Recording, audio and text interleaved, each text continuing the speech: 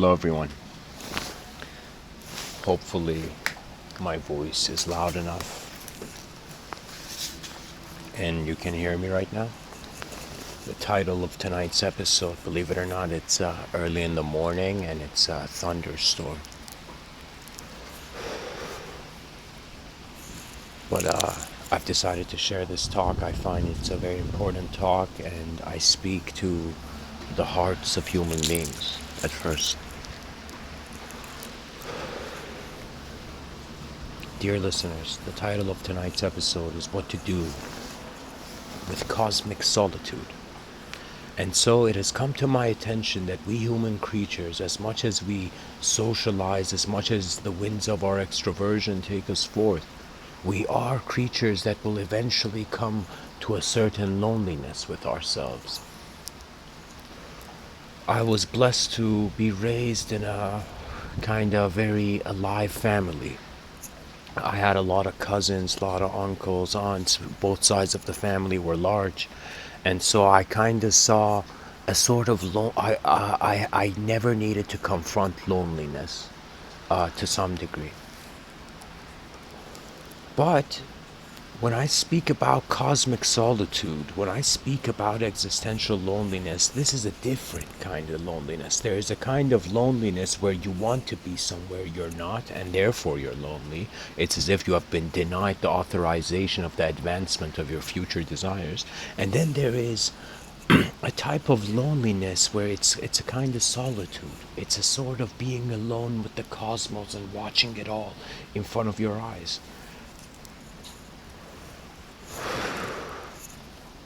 Something very fascinating, kind of like a comedy and tragedy, happened through the integration of religious ideology with just regular human beings. And what happened was that the concept of divinity occurred. I want you to imagine early in the 6th century, people were just bewildered. They were just like, okay, we're here, we haven't evolved, like it's like, what's up? And so they're just walking. And so as they're walking, suddenly the unknown gives them purpose. You see, what is more profound than a known purpose, like somebody telling you to do something, is you doing something that was kind of the will of the unknown, as if like there was this doorbell that wasn't fixed, and the moment you fixed it, suddenly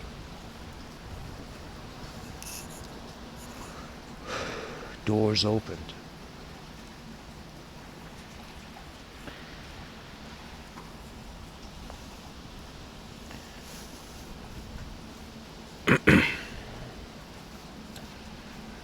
Personally, there came a moment in my life where my egoic sort of existence, my identity, my personality, this is 2011, the most unique thing happened in my life in 2011, and it was strange. It didn't happen in an intense moment, it happened in a simple moment.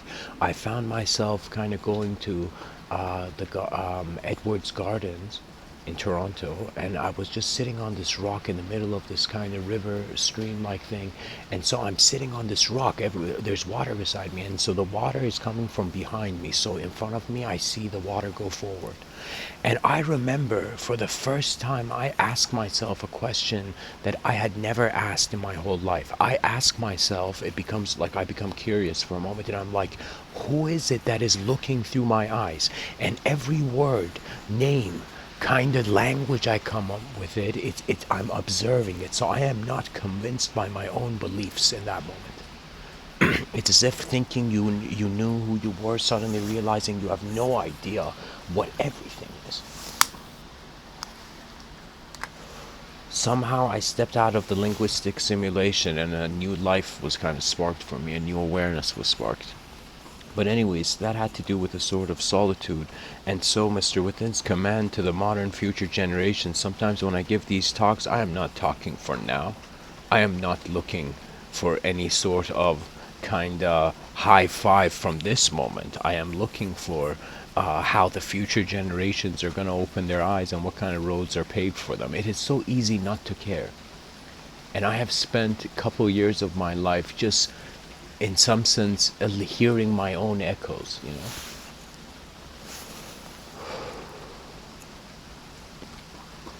When I say what to do with cosmic solitude, is before you seek action through your mind, you wonder about existence.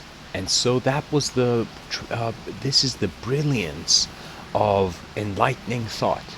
This has spiritual ideology has only one purpose, and that is to keep the unknown alive.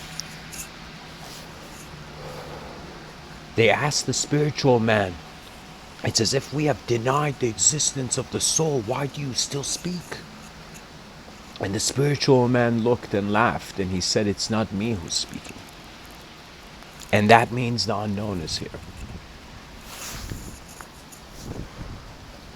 In Buddhism, there's an incredible kind of modes of thought. For me, language as architecture, the way my mind has opened up to what I consider to be more accelerated dimensions. These accelerated dimensions simply arise because you confront yourself in a moment where you literally can't want anything from life, and in those moments you see what you are. When you see what you are, you instantly become content with it.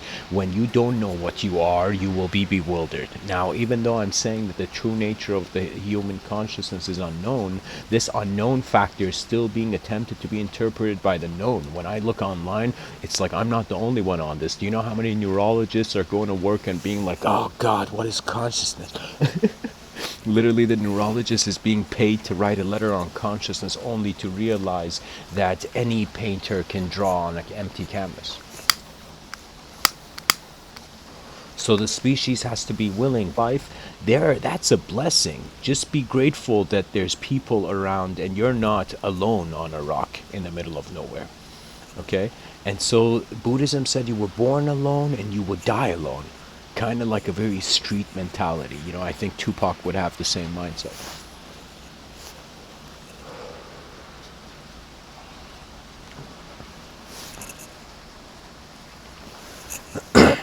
In Zen, I don't know, I think it was Shunryu Suzuki who might have said this. Hopefully I'm quoting him correctly. He says, it's like somebody asked him, what's the point of life, dude? And he's like, it's like you build a boat and you start, get on this boat and you start like paddling to the center of the ocean and the boat sinks. I'm like, Jesus, the Zen mindset is Titanic-like. And so I realized there's a truth to it, that there is a personal dimension to your life that nobody has ever seen and only you have had access to, and only your hands can restructure. No living person can come and open your mind in ways that you only see your mind is existent in that way.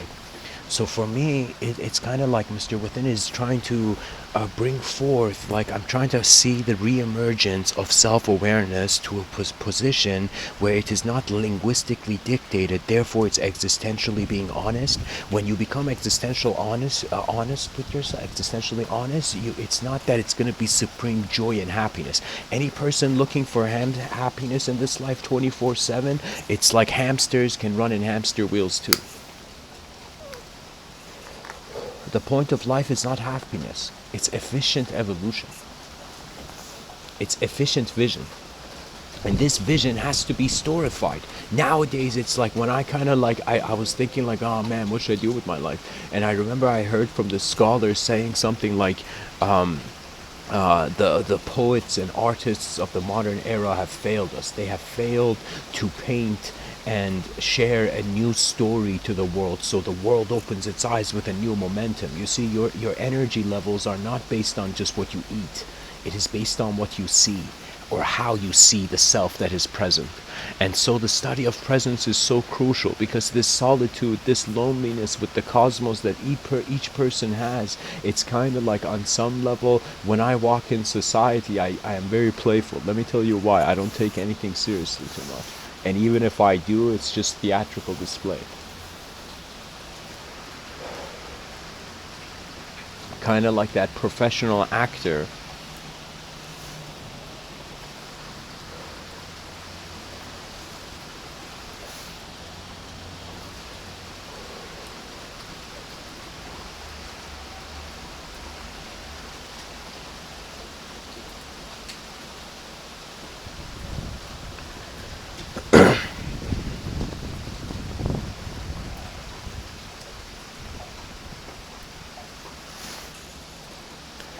It is so crucial to just acknowledge this point, that you have to find an effort in this life that goes towards an internal dimension that only you can see. If you don't evolve this internal dimension, what that means is if you don't start living as a mind on this planet, you will be taken by unconscious programs of objective reality. This is the madness of the brilliance of this world. To be honest, all mystics kind of share the gaze of the mad scientist, because a mystic is a human being who has not avoided the unknown. They have not avoided chaos. It's as if somebody, the modern world, was like, we are gonna bunker in order. Order is the meaning of everything. This order we have, this structure is all we have, you know? It's as if it's like no person has the audacity to put down the torches that their ancestors have been passing down by seeing what the world now needs, not what the world used to need. I find that the same way we see religion enter the mind of our civilized history, of the history of our civilization, it's the same way that a white blood cell is sent to a part of the body that is in some sense wounded. So I'm telling you, there was a sort of internal chaos that the angels had to intervene. The angels were like, holy shit, human species, it needs some advice. And it's as if revelation entered the ears of man. Relationships with the invisible other entered the mind of man. And that's when the world occurred. Because just like how we take two sticks, a stick and a stone, the caveman took it and made fire, similarly every human being is snapping the moment into manifestation. When you understand the instantaneity of the projection of the subjective existence, something fascinating happens. You automatically open to your unconscious. Your unconscious no longer becomes a territorial relationship of the self. Carl Jung, as much as I respect him, I also have my critiques on him. It's as if I have said Mr. Jung. You know, in my own writings, I've kind of written essays to the greatest philosophers. And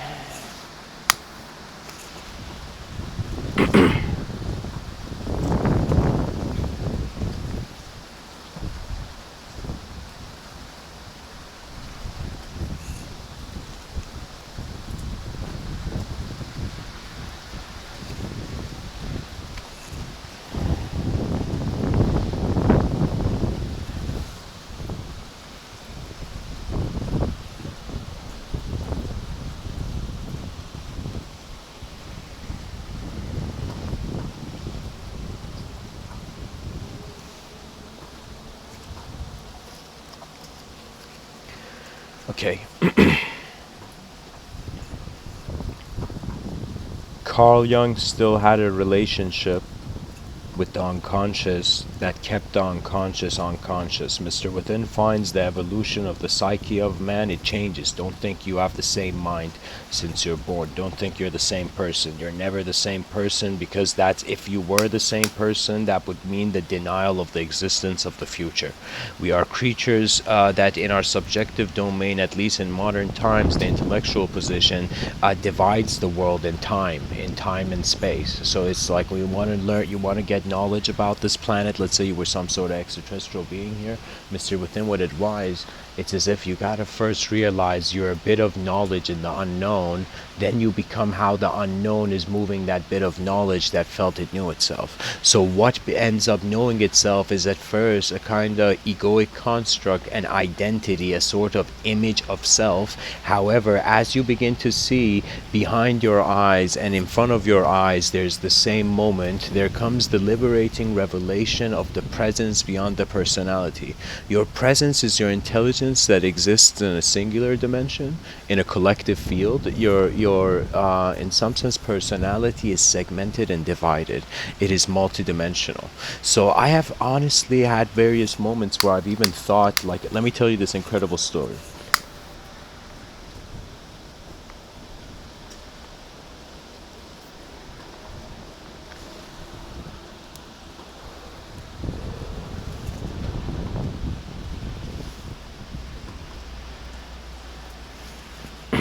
This story is divine.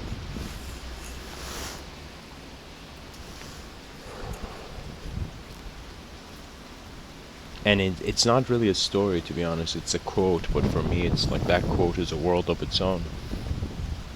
There's this saying that says, I don't know, to be honest, I can't pinpoint the cultural origin of it. I think it could have been Indian, Islamic, or Cherokee. I cannot know. But anyways, I will tell you this.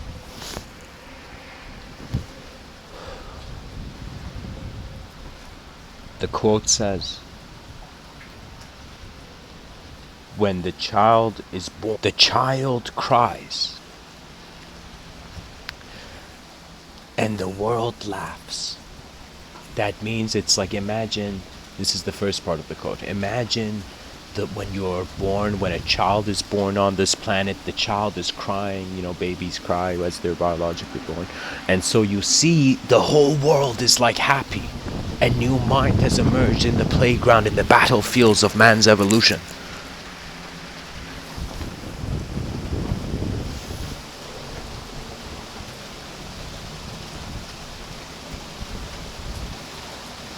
The world laughs and the ignorant child cries.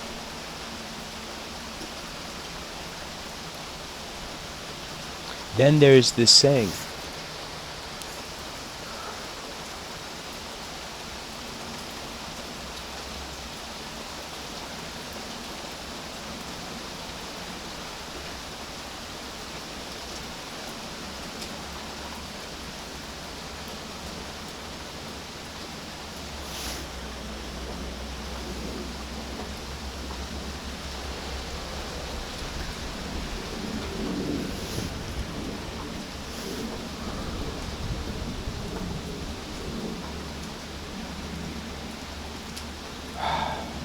the second part of the quote says, listen to this. So the first part is, when the child is born, the child cries and the world laughs.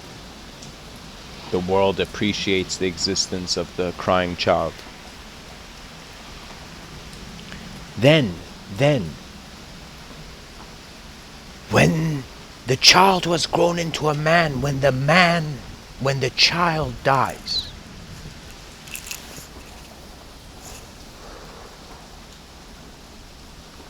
the child laughs and the world cries.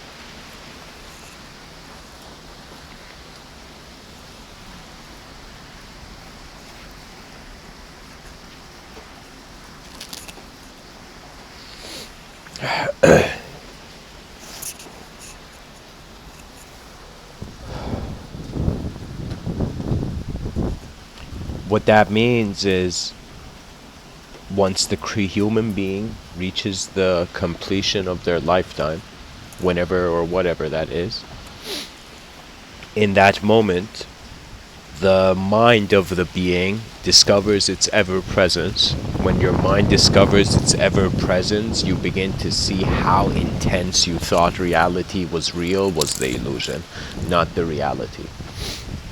There is a living phenomena in this existence. You see, to be honest, eternity is a coin flip decision by the cosmos as far as human intelligence is concerned. It could have been temporary, it could have been eternal.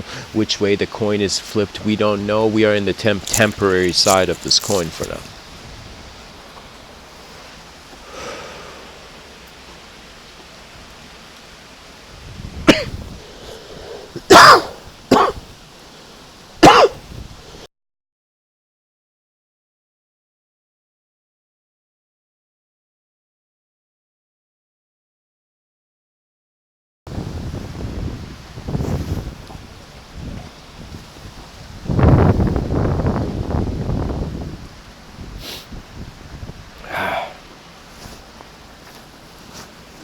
Sometimes in life, you have to be the fool to learn. This is the secret of the street smart. They're willing to be foolish to be wise. And they're willing to be wise to be foolish. That means there's a risk always. In every moment of your life, regardless of what you do, there is a unique pattern to your intelligence. As this unique pattern manifests, literally you happen in the world, as you occur as a phenomena in this world based on how your mind decides. You are like this kind of moment of engagement that can either lead to efficiency or inefficiency. What I tend to do is I realize that since childhood I really liked puzzles, okay? And not like, how was it? It's like when you bring in an element of speed, so anything becomes exciting. If I tell you right now, if you lived the same life but it was all sped up, you know, imagine you had the option of fast forwarding your life and you just had that experience of reality, literally moving through various lives with a kind of limited conscious retention of it. For me, the mind has manifested in so many ways that it's as if you can't own the mind. This is how you serve the soul in some sense. You see, metaphysical thought is very profound. I think I was kind of strange, that I don't know why. I think I have to say it, at least for this talk, that I feel I was privileged. It was a blessing. One of the greatest blessings of my life was that I was born to the East, and so it's as if, and I was raised in the West, so my mind had an opportunity to entertain both spectrums of ideology, both structures, the towers of thought that govern the nation. And eventually I came to realize politics can never be as up to date as the civilian. So the citizen has to adjust to the society. Literally, you can't expect your world to see how everything you see, for example, right? What I mean by that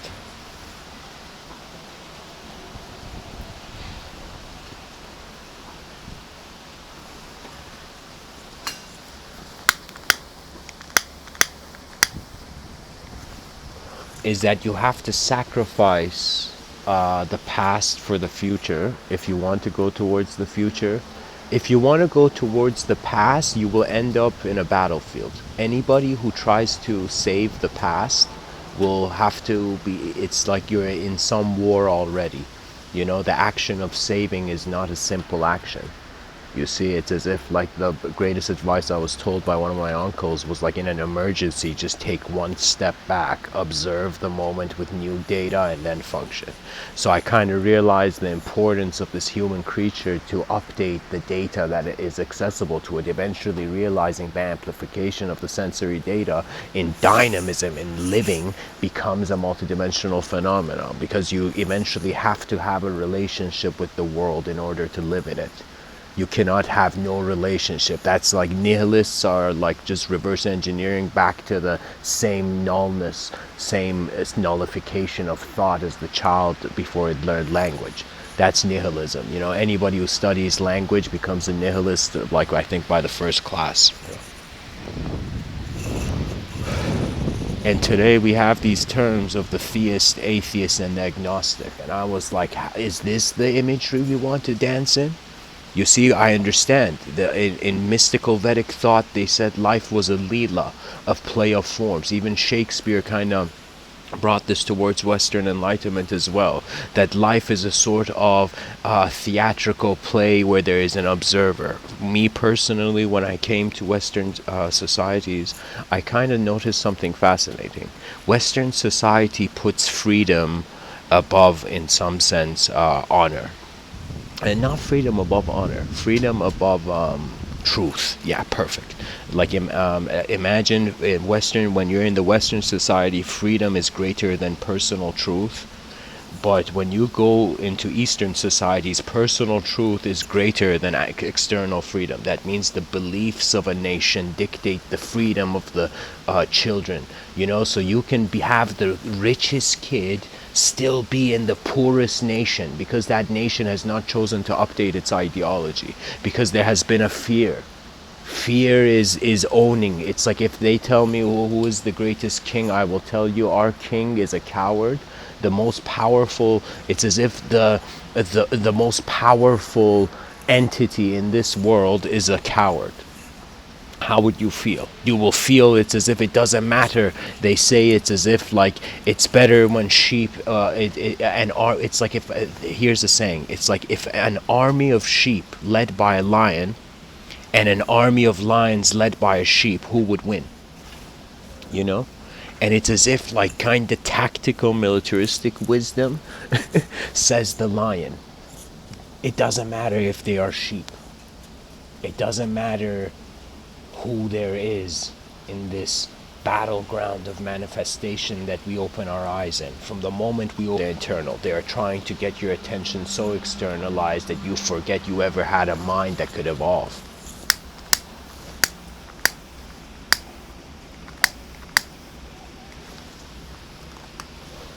To be honest, what lives on is attention. Just like how you have to water a tree, you have to water that tree with your attention in order to be there with it. That is the fascinating thing about life.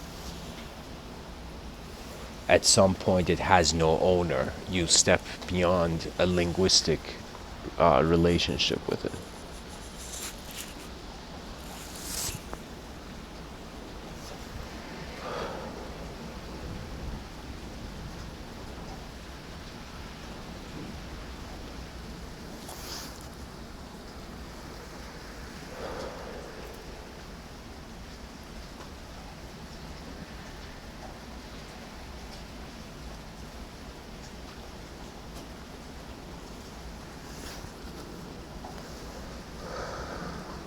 So here's the thing. Here's the next great Rubik's Cube to solve for the species. We have evolved into individual, objective, conscious, biological creatures who have, through the expression of their natural intelligence, developed somehow a technological world, which means that if intelligence is valued, if the freedom of intelligence is valued beyond biological truth, you will in an instant become a machine.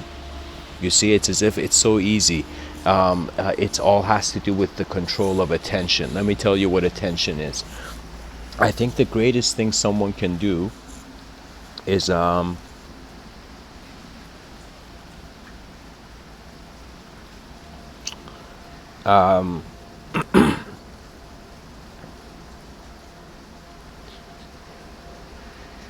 have to balance the inner heaven with the outer earth, mystically. But culturally, you have to, in some sense, just observe phenomena prior to fixed language imposition. It's as if I am telling you, some very fascinating things. Like I'll tell you an experience I had in just a second.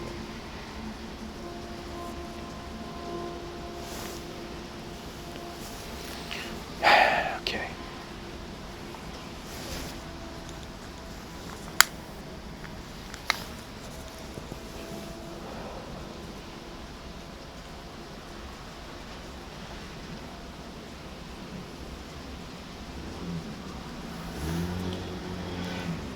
Pretty much the question arises, what is the greatest task of the human being. Let's say 100 years from now, if a child was born in our civilization, what would be the greatest thing that that child could do? I have in some sense concluded that when we look at philosophy, what we're really getting access to is the story of people's lives who've had different outlooks on what reality is. That means knowledge will not become fascinating for you unless you realize nobody knows what's going on. We're on a rock in the middle of nowhere. The explorers must begin roaring. And it's one of those situations where I'm finding that we have to use what the tools given. It's as if after somebody made fire, it's like the next greatest, smartest ape. Like after the caveman, the next great evolution of the caveman occur wherein he shared that fire with other beings. Do you see? There was a reason. There was it's, you see that a lot of communication nowadays is based on people taking stuff from you. But imagine if the underlying tone of all communication was free giving, as if the minds of human beings were in heaven but the bodies were in earth. What that means is we are not trying to have an elemental game. What we are, we are. That is the final resolution of the present moment. You can't go any further than that. You begin to see the known and the unknown are present in the same moment, so it's the eradication of the unknown at the final ultimate stage of the mystical evolution, where the mystic eventually becomes a very profound, playful thing. I say, you become the eyes of the cosmos, and you remember yourself as the eyes of the cosmos. And this state is so, it's like the yogic saying Satchid Ananda, you realize that your consciousness existing is the most miraculous opportunity, and therefore every suffering transforms into moments of bliss, because you change your mindset fundamentally from taking to giving. When you give it to giving, it's as if, imagine right now, I told you this strange strategy, okay? Let's say you're a kid in like the most ideologically in the most religious country ever, okay? Let's say you're a kid hearing my talk in the most religious country ever.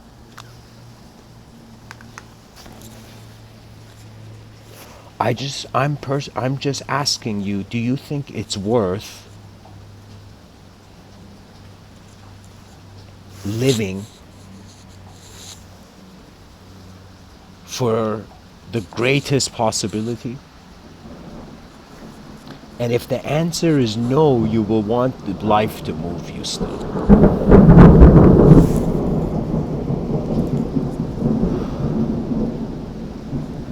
Guys, I wanted to say I have asked Thor to come and give a talk. I think he's coming soon. I'm joking. It's like Mr.Within featuring Thor. When I say Thor, guys, I'm not talking about the modern adaptation. Thor was a metaphor. It was an archaic metaphor. That's what legend and mythology eventually becomes. As you give to the world, you eventually realize the mode is giving. When you give, you free yourself. So what if I told you everything that has ever been considered your inspiration that has come to you was not meant to be held?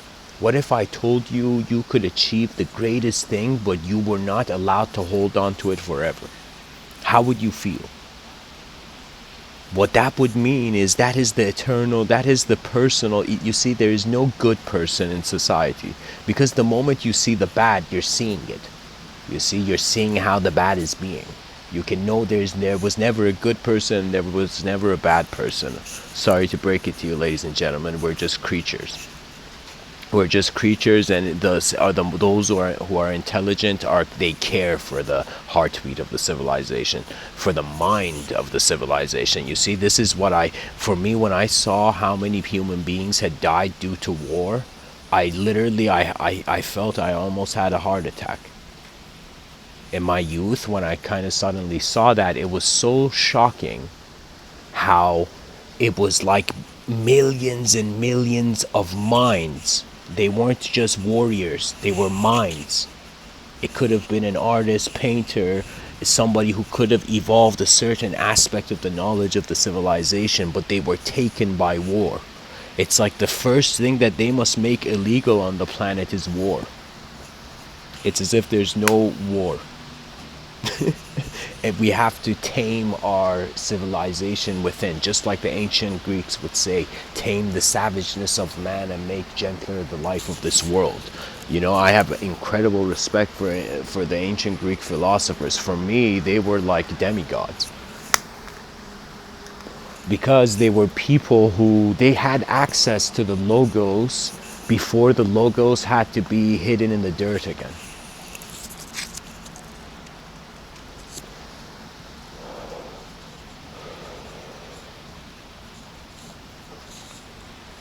We are fascinated by the intellectual because we are not at nature intellectual creatures. Because just like the spark of fire on in history, we have sparked language. We have sparked the meaning of our life. So when I tell you life is not something to like you have like I got it was kind of horrific. I saw this the whole new age kind of law of attraction kind of community, and it was like I remember like even there was a time this was like 2010 or something, like I got a law of attraction book, and it's like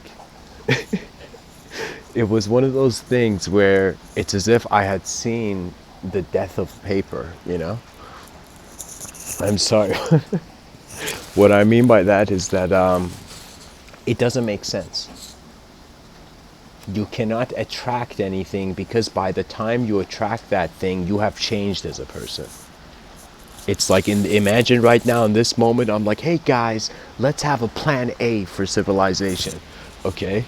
And suddenly, it's like right before we do get to plan A, suddenly we've thought of plan B and then C. And then just constantly levels to the same phenomena open up as the conscious moment engages through the opportunity of the free will to know itself. This knowing of the self is actually being a moment. That's it. You are already being a moment. Ta-da. This is like the greatest enlightenment you can have. You're just being here as a phenomena. However, how does this phenomena orchestrate itself, organize itself? What melodies does your DNA allow your ears to hear that nobody else does, in some sense? And run to your civilization and advance it, because who else is going to do it? You know what? It's like either we get robots to do it, either we do it ourselves, or we just don't do it. There's three options. This is the kind of thing Mr. Within is kind of saying, as much as I care for people's personal realities, but it's like we're all on this boat called civilization, and if this boat sinks, it is early extinction, and it's a flawed, it's not an efficient idea. So the United Nations should stop.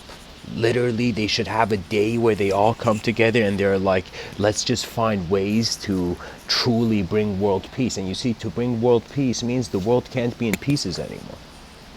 What that means is a greater dimension must be acknowledged. So here's the challenge. Imagine we can't change the world, but we want world peace. How do we do it? We can only do it through a new dimension of acknowledgement. So what that means is, just like any great advancement in history that has ever been done, it has occurred in the mind of the person and then expressed. This is the value of the inventor. There were certain inventors on this planet where they literally, if somebody before they invented the thing they were doing, people were like, this dude is so weird. What is he doing touching, like trying to fix this light bulb?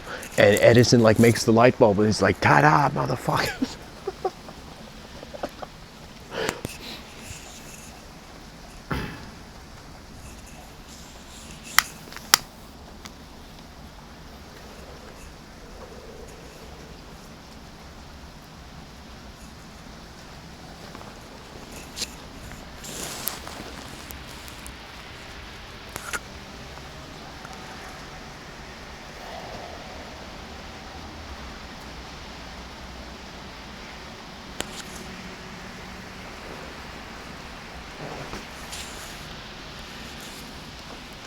The whole idea is that internal phenomena eventually does express any idea you care about and hold a certain value, it has to go somewhere. I kind of wondered why the idea of love existed in humanity, and I came to the the idea. How would I say it? It's like it's not something that could be too much talked about, but I could say it's like the evolution of the personal experience. That's the next great value of it. It's the true evolution of the personal experience in trusting the world. You cannot advance unless you trust. That's the kind of truth to it. You know, they said you must serve before you can command. At the same time, they say the mind is a lousy commander, you know, lousy master, and but it's a great servant. And so, how do you get your mind right now to serve you? Pretty much. And so, the idea is that you must first stop the taking modality of conceptual value. Literally, your mind has to stop in so intensely projecting external phenomena as exactly what it is. You know, you gotta make your story of life a bit flexible to just see what's going on for at first. You know, I find that